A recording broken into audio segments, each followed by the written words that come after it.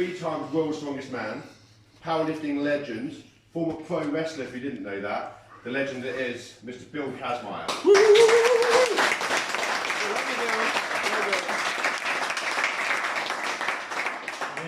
So, at John's Live a few weeks back, Neil Pickup, my counterpart, got everybody to stand up for Mark Felix and do one of these bows. I thought that was really cool.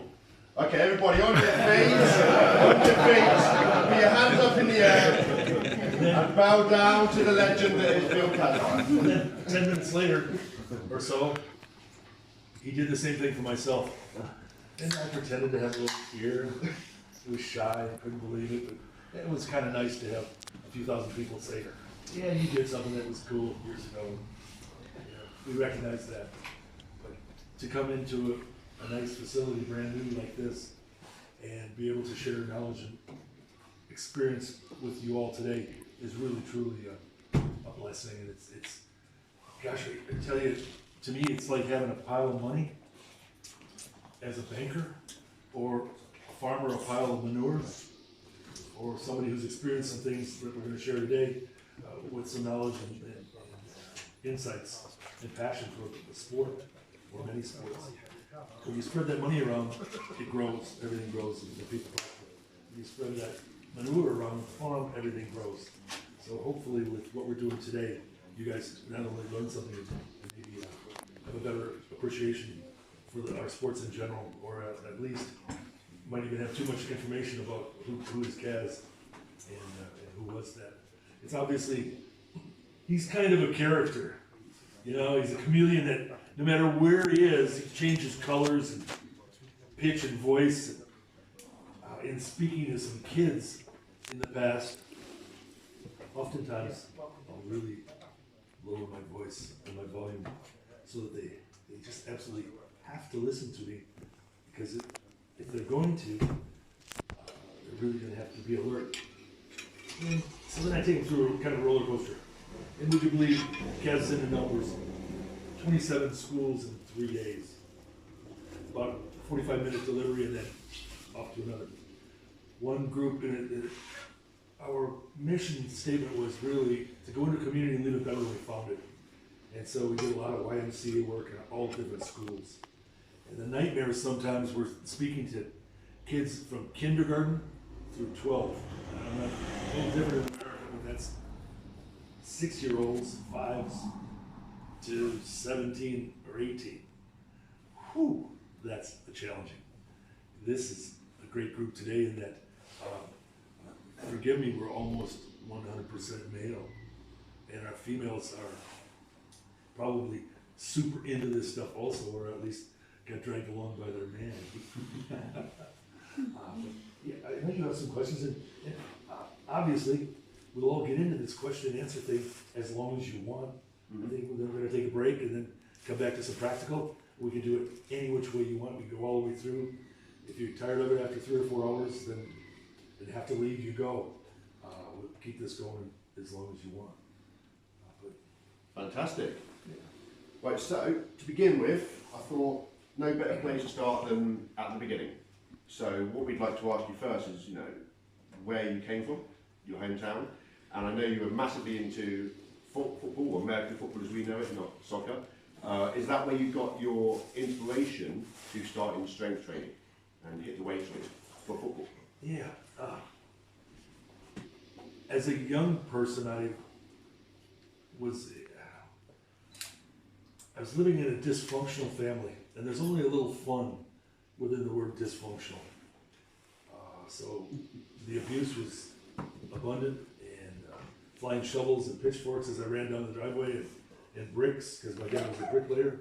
He was 59 when I was born, and so in his mid-60s, he could still throw a brick pretty good. And my language wasn't very good, so that might have fed the fire. But I broke away from that situation at 10 years old, and when I was living in a big house, it was my mom's family house, and we rented part of it. At 10, when I broke away, we had a track meet at school. We had 3 events, the 50 meter, the 100 meter, and the 400. Well, 400 was a piece of cake. I beat everybody by probably 50 yards or more. The 50, one kid got off the line a little quick. He had failed twice, so he should have been like a 7th grader, 8th grader. And he beat me by just a touch in the 50. In the 100 I won because I always had a 2nd gear, 3rd gear. So just a week later, I heard this clanging in the gym back in the day when we didn't have beautiful weights like these. And I didn't really know what was going on. It was the girls' locker room. And I had never been in there before, so I kind of wanted to check that out, see what might be going on. And it was our teacher, Mr. Nas, trying to lift his weights. He was just out of college, 25 years old, 200 pounds, doing presses. I didn't really know what the name of the lifts were. I didn't know he had to power clean it to his shoulders and press it over his head, that it was called military press. But as I watched him do it, he started at 150 and then went 175 and then 185. And when he took 190, he weighed like 195. He wanted to try to beat his, lift his own weight.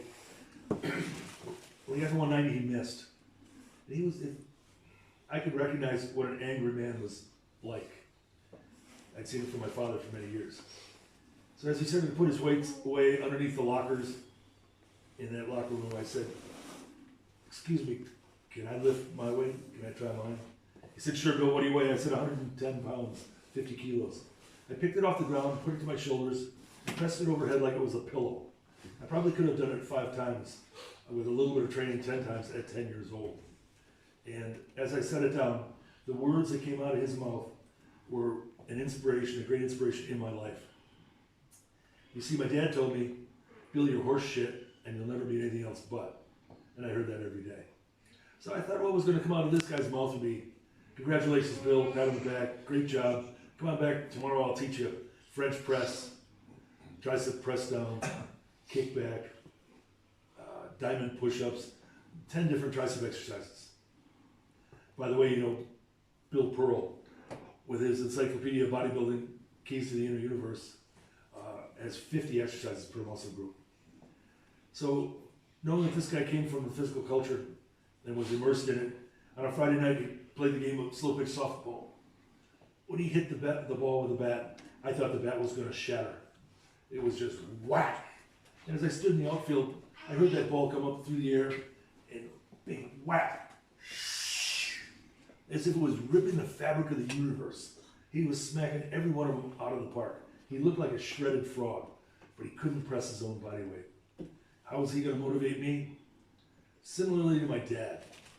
In those 18 schools that I did in Indianapolis, Indiana, many of them had done a million step march and fitness program, and they could relate to what I was, the message I was trying to deliver. So those words that this guy gave to me rang in my ears every single time I was in front of a group, every time I was lifting a weight and doing something in sport.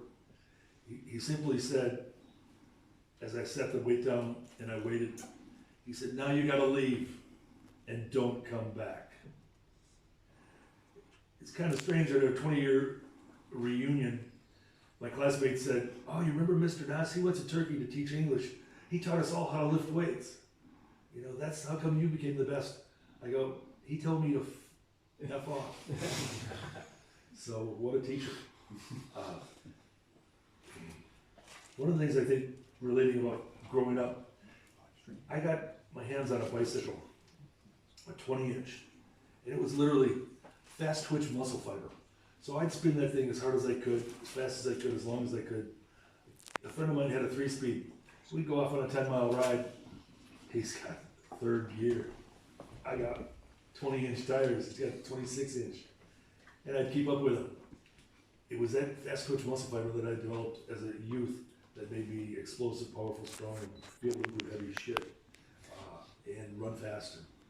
In one of the events that we did at La Defi Mark 10, thinking about speed, it's 4 events: throwing a 56-pound block for distance, doing an 850-pound wheelbarrow for a short distance, 850 in the hands, doing a partial lift of maybe an inch or two, with a rack that was almost 2,000 pounds. And the fourth being a 200-meter shuttle, 50 meters down and back, 4 times, with a 90-kilo sack on your back. Imagine how many minutes it might have taken me to do this. A gentleman against the back row with a hat, being from the physical culture in the military, if you had a 200-pound ruck and you were going to go 50 meters 4 times, how many minutes would you give one of the young guys to do that? About 10 feet. I'm sorry? About 10 feet, I think. No, yeah, but they're going to go 50 meters down, and then back, and then down, and back. And how long would you give them? How many minutes? 6 minutes. That's a pretty good guess. I did it in 42 seconds. 50 meters down, and back, with 200 pounds on my back. And I'll tell you, Magnus for Magnuson, what a dick. I'm about to win the competition. I have the world record in the sack.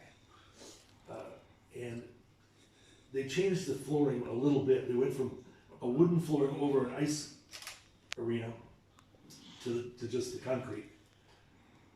And it hurt so bad to run on concrete versus those wooden boards.